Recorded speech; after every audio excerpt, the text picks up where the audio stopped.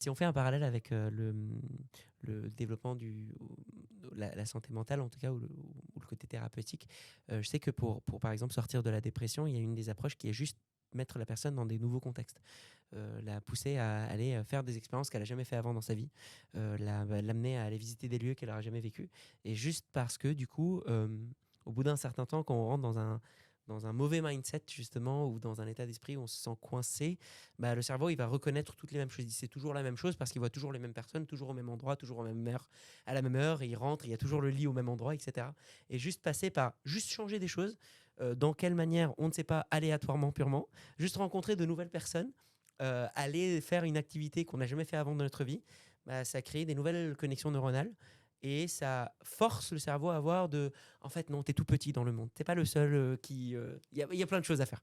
Et ça nous permet de sortir aussi de ce truc un peu circulaire dans lequel on peut rentrer. Ouais. Et puis se reconnecter à la nature, hein. Et de se reconnecter à la nature. Mais du coup, se reconnecter au vivant non humain, j'ai l'impression que ça, c'est assez précieux et en termes de santé mentale, nécessaire.